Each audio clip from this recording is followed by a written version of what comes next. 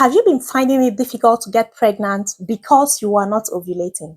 In this video, I'm going to be telling you the different problems associated with ovulation and what you can do at home in order to solve these problems. On the other hand, other problems cannot be solved at home, and I'm going to be telling you those problems that you need to consult your doctor to get sorted out. So that is what I'm going to be discussing here.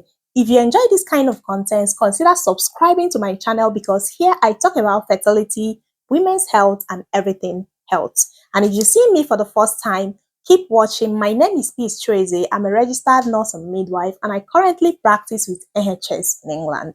So let's get started.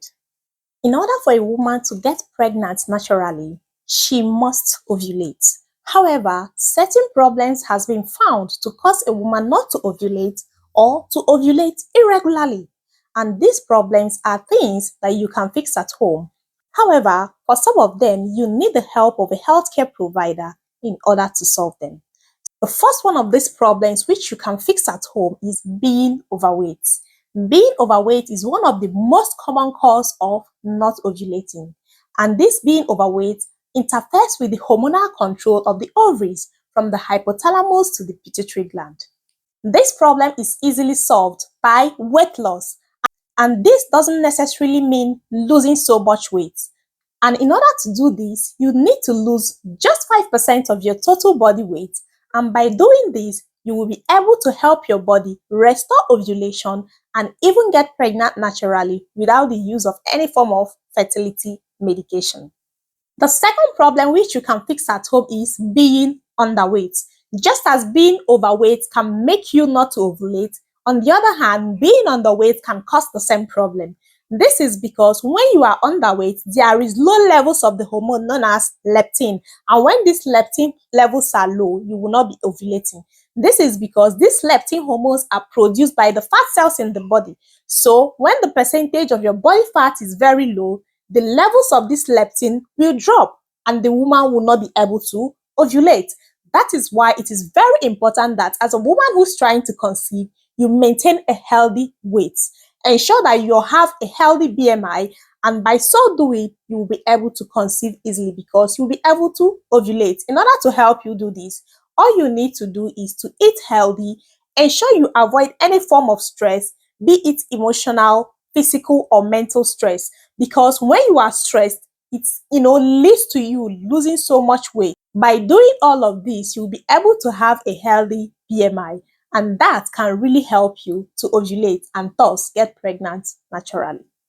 The third point is too much exercise. Too much exercise can stop ovulation. How this happens is that the body really needs energy in order to function properly. So when the body does not have enough of this energy to function properly, this can really affect ovulation. When a woman engages in a lot of vigorous exercise, this could lead to energy deficit if she is not taking enough food to give her energy to supplement all of the energy she has lost in exercise. So in order to solve this problem, what you need to do is to avoid the vigorous forms of exercise which can lead you to energy deficit.